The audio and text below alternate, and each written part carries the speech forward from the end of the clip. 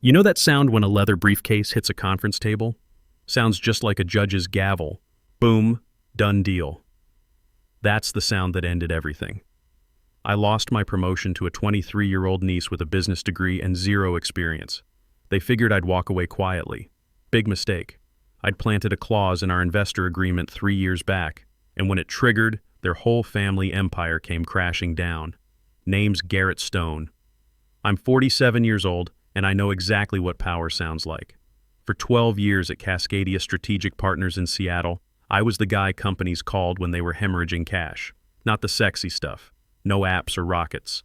We fixed supply chains, compliance disasters, operational nightmares. Turned red ink black. That's it. Takes a certain type to enjoy this work. You gotta be cold enough to look at a spreadsheet with 300 jobs on it and only see the waste that needs cutting. I was good at it. Scary good. Scarlett Hayes, our CEO, knew this. She counted on it. Scarlett could sell ice to Eskimos while wearing a $3,000 suit. She was the face. I was the engine that kept everything running.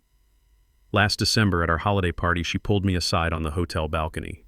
Seattle skyline all lit up and she's buzzing on champagne. "Garrett, I'm moving up to chairman," she says, looking me dead in the eye. "Chief strategy officer spot's opening up. You're my go-to guy." Felt like a handshake deal. I believed her because I'd earned it. 12 years of 60-hour weeks, missed dinners, weekend calls. I remembered that nightmare 3 years ago when our biggest client was about to bail over a compliance mess in Vietnam. Scarlett was having a panic attack in the bathroom while I got on the phone at 2 a.m., called legal teams across 3 time zones, and wrote the fix that saved our $8 million account. So when she promised me that chair, I didn't see it as charity. I saw it as payment due. Should have known better. Should have remembered rule number 1 in my business: read the fine print. I've got this habit that drives everyone crazy. I read everything, not just the summary, the footnotes, the tiny gray text on page 42 that everyone skips. That's where the real power hides. In liability clauses, termination triggers, the boring stuff nobody wants to deal with. Funny thing is, that same skill that made me valuable was what Scarlett totally missed. First warning sign came 2 weeks ago. Scarlett stopped swinging by my office. Strategic planning meetings started happening without me. When I asked about it, she just waved it off. "Preliminary stuff, Garrett. Don't want to waste your time." Then came the lunch. Tuesday at this steakhouse downtown. She orders wine that cost more than my car payment. Way too cheerful, smile too wide. "You know, Garrett," she says, swirling her glass, "sometimes I look at this place and wonder if we're getting too rigid. We're great at the mechanics, but where's the soul?"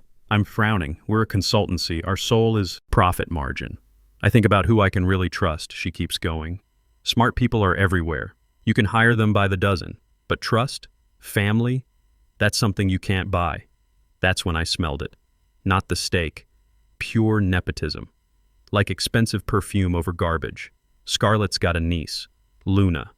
I'd seen her Instagram. All brunch photos and motivational quotes that make 0 sense. Never managed a team, never fired anyone, never sat across from a union boss threatening to shut down production. "You bringing family into the business?" I asked, keeping my voice steady. She laughed, but it sounded nervous. "I want someone who gets the vision, someone fresh I can develop. You're incredible, Garrett. Best operator I've ever seen. But maybe CSO needs to be more visionary. You're too valuable where you are. Can't take the engine out of the car to drive it, right?" She just dismantled my career with a car metaphor. Told me my competence was why I couldn't advance. She wanted to keep me in the engine room while putting a 23-year-old in the driver's seat because they share DNA. I didn't blow up. Cut another piece of steak, chewed it, tasted like cardboard.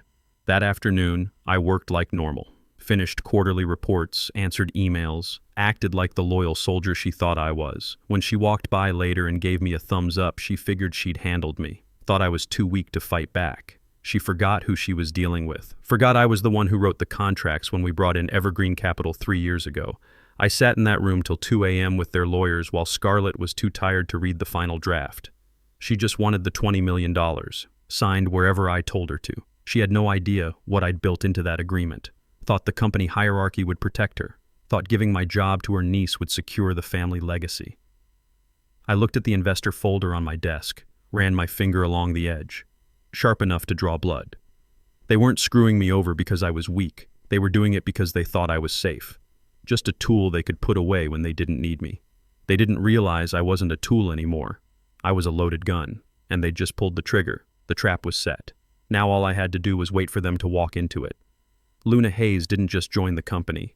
She invaded it like some kind of corporate virus nobody ordered, but everyone had to deal with. Monday morning, email blast to the whole firm. Subject line, "Welcome to the future." Her headshot looked more like a magazine cover than anything business-related. Designer blazer that probably cost more than our junior guys make in a month, leaning against a brick wall with this laugh like she'd just heard the world's funniest joke about poor people. Her title? Strategic Innovation Associate. In consulting, that's just fancy talk for nothing. Means you walk around with an iPad looking important while everyone else does the actual work. 10 minutes later, Scarlett walks her over to my desk like she's presenting a trophy. "Garrett, I want you to take Luna under your wing. Show her how we operate. She's got fresh ideas, but she needs that foundational knowledge you're famous for." Luna gives me this bright, scary smile. "I'm so pumped to learn from you."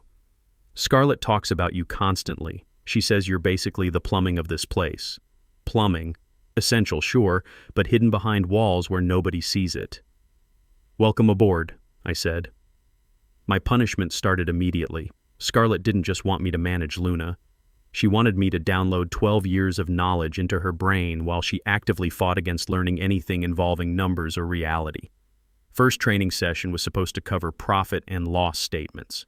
I pulled up our quarterly review for a steel client in Portland, started explaining gross margin versus EBITDA. Luna lasted maybe 4 minutes before her phone came out. "This is like a lot of numbers," she said, scrolling TikTok. "Can we make it more visual?" What's the story arc of this data? The spreadsheet is totally blocking the creative energy. It's a balance sheet, Luna. The story is they're losing money. But could we mood board it? Use colors that show financial stress, but also hope? Maybe some Phoenix imagery? Clients love that vibe. I just stared at her. Clients love staying solvent, Luna. They don't care about vibes. She actually pouted. "You're super old school, Garrett. Scarlett said you were traditional. We need to shake up that mindset." By Wednesday, my life turned into some kind of nightmare comedy. I'm doing my real job, keeping 3 different companies from collapsing, plus babysitting Luna so she doesn't accidentally tank our reputation. Caught her writing an email to the CEO of a heavy equipment company. Subject line, "Hey bestie." I physically grabbed her hand before she could hit send. "You cannot send that." "Why not?" "We totally connected at the gala last week. I'm building relationships. He's 62 years old and runs a company that makes bulldozers. You call him bestie, we're fired." Spent 20 minutes fixing that email. Stripped out the exclamation points, deleted the sign-off that said peace and light, turned it into actual business communication. The real torture was Slack. Luna treated our company messaging like her personal group chat, created something called Inspiration Station, and kept tagging executives in posts about Mercury retrograde and how proper hydration boosts mental clarity. Friday brought expense reports. As her mentor, I had to approve her spending. There it was. $85 for team bonding. Receipt showed 12 bottles of charcoal detox juice. "Luna, we can't expense $85 worth of juice." "Why not? I bought it for the interns." Everyone seemed stressed, so I thought detoxing would help balance their energy. They're stressed because they're pulling 80-hour weeks analyzing shipping costs. They need sleep, not charcoal water. Scarlett said I had discretionary budget for innovation. This is wellness innovation. I approved it just to move on, but I saved that receipt. Added it to a folder that was getting thicker every day. Worst part was the nights. Luna would bounce out at 4 p.m. for spin class or some networking thing for young entrepreneurs, leaving me with her half-finished presentations. Her slides were like beautiful disasters. Gorgeous stock photos of people shaking hands on mountaintops, but zero actual data.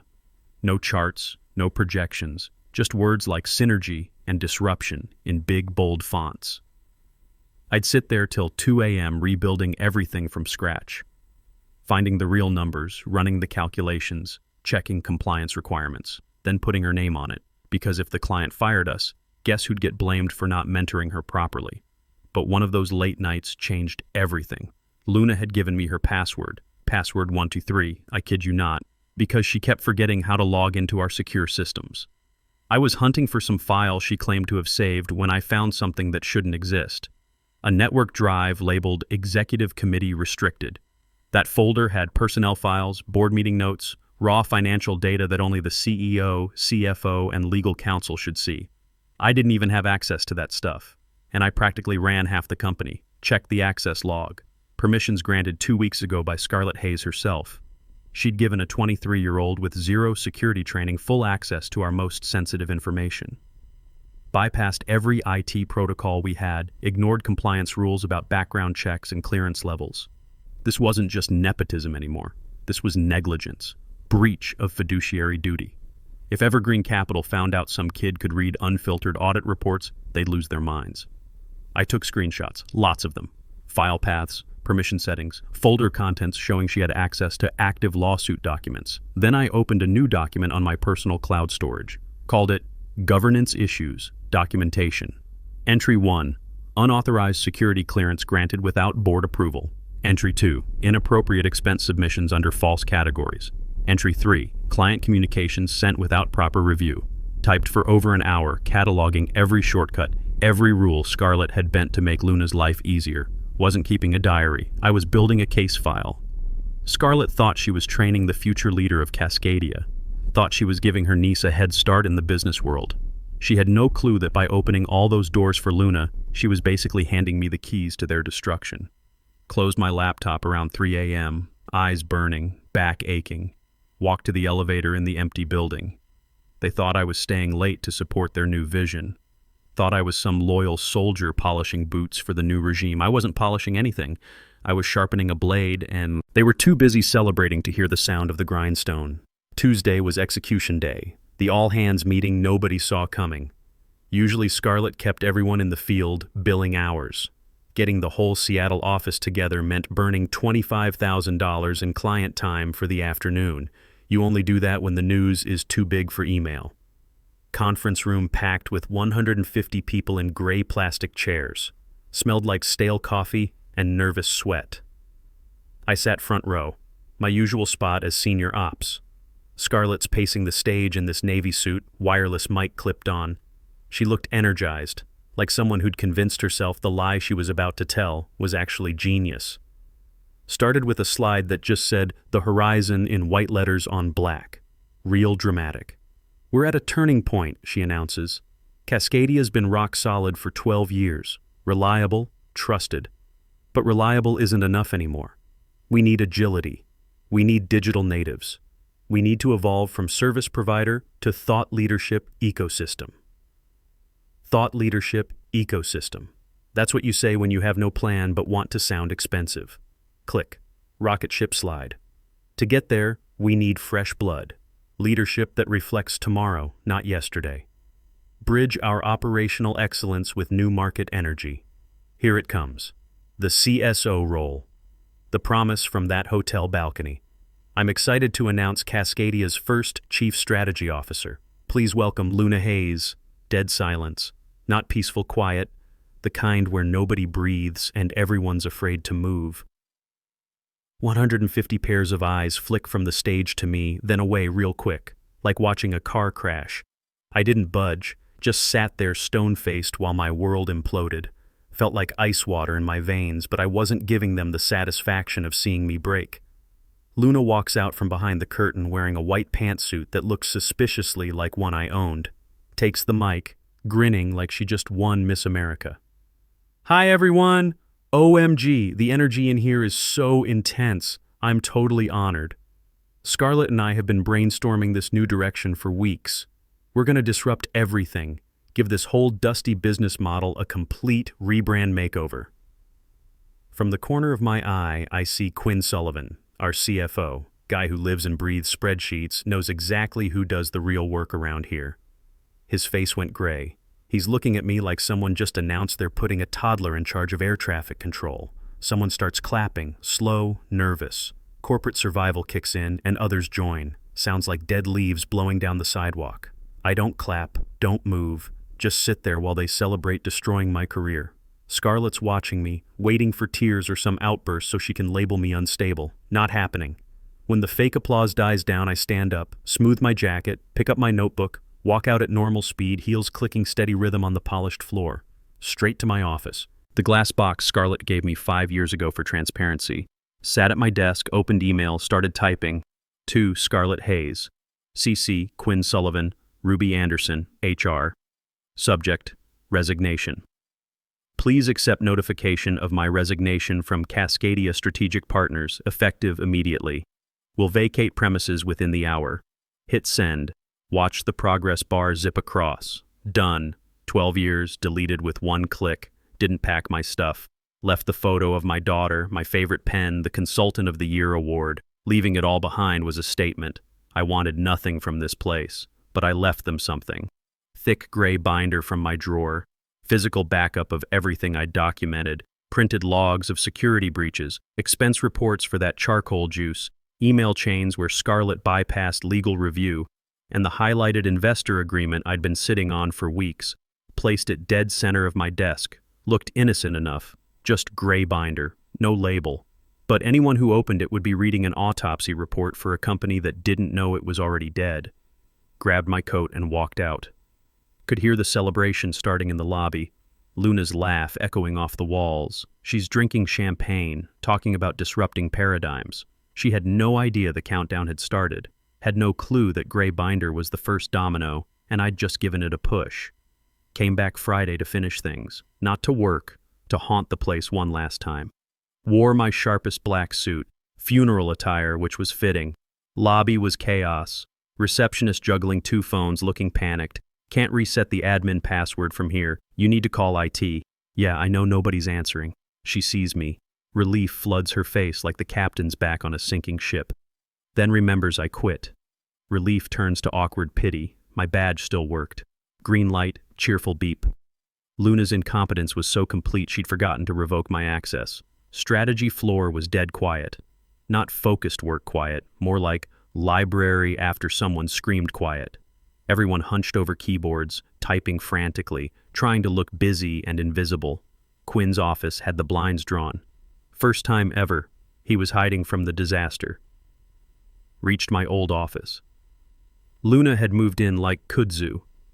My ergonomic chair spun toward the window, my organized shelves now cluttered with crystals and motivational posters. She was on speakerphone, feet up on my desk, examining her nails. Crypto's volatile, but that's the rush, you know. If we pivot the portfolio into Bitcoin now, we ride the wave. Cleared my throat. Sharp sound. Luna spins around, annoyed like a teenager whose mom walked in. Gotta go. Energy just shifted. Hangs up. You here for your stuff? I packed my small box while she watched, tapping a pen impatiently. This is awkward. I'm trying to get in flow state for my ideation session. You're bringing heavy energy. Sorry for the disruption. I'll be quick. Pulled out one last gift. Gray folder, thick and heavy. Label read, Governance Issues, Transition Notes, 2022-2025. Set it next to her oat milk latte. What's that? Handover documentation. Operational issues and compliance stuff from the last 3 years. You'll want to review it. There's some decisions that need executive sign-off. Luna wrinkled her nose. Sounds super boring. Can't you just email bullet points? We're going paperless. Confidential material. Has to be hard copy.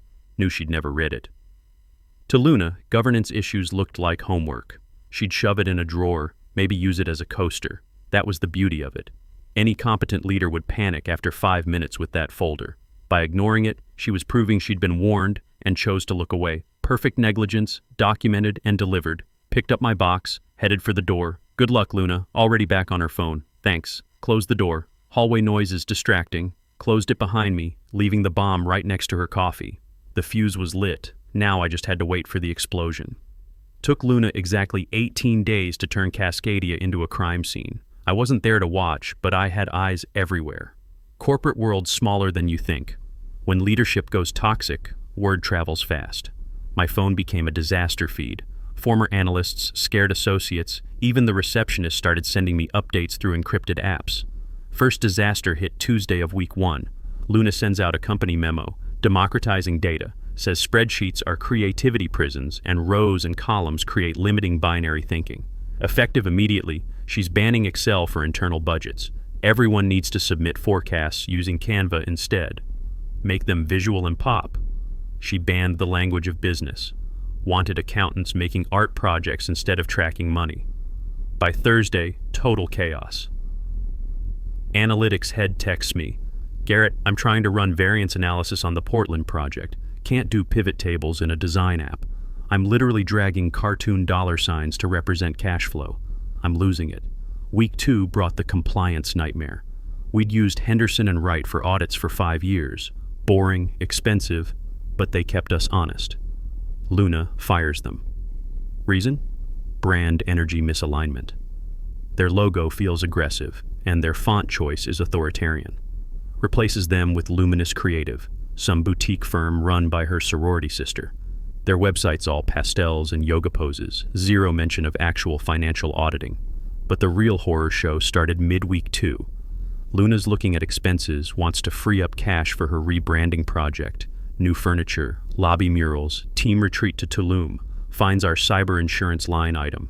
To anyone with half a brain, that's protection against ransomware attacks that could destroy us.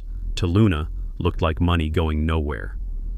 IT director sends me 3 words. She canceled it. Canceled what? CrowdStrike contract and cyber insurance. Said we haven't been hacked in 3 years, so it's wasteful. Called it subscription fatigue. Wants to use that $30K monthly for cultural activation. My blood went cold. She'd just stripped our digital immune system because yesterday was safe, so tomorrow must be too. Like canceling your car insurance because you didn't crash last week. Week 3, vendor conference call. Usually dry stuff about logistics and supply chain. Luna decides to host it herself, introduce the new Cascadia to our partners. One of our managers recorded it, sent me the file. Luna's wearing this bright yellow blazer against some cloudy sky background that looked fake. Contracts feel so limiting, she tells a room full of trucking executives and warehouse managers. We want our partnerships to flow like water. Less penalties and deadlines, more mutual understanding and shared energy. Dead silence. Then this gruff voice. "Ms. Hayes, we run on schedules. If payment terms become fluid, our trucks stop moving. Can't fuel tanks with good vibes." Luna actually laughed. "You're thinking old paradigm. Trust the process." Next day, 3 major vendors put us on credit freeze. No more deliveries, no more services. They didn't trust the process. They trusted contracts, and she'd just told them contracts were optional. Quinn texted me, desperate. Scarlett's blaming the vendors, says they're resistant to change. She doesn't get that we've got maybe 48 hours of cash flow before everything stops. "Garrett, please, are you coming back? They'll listen to you." I didn't reply. Wasn't the fixer anymore. I was watching the house burn from across the street. Friday brought the smoking gun. Luna had to send monthly investor report to Evergreen Capital, the numbers that determine our company value. Our analysts had built the real projection, $2.1 million quarterly revenue. Low because of all the disasters, but honest.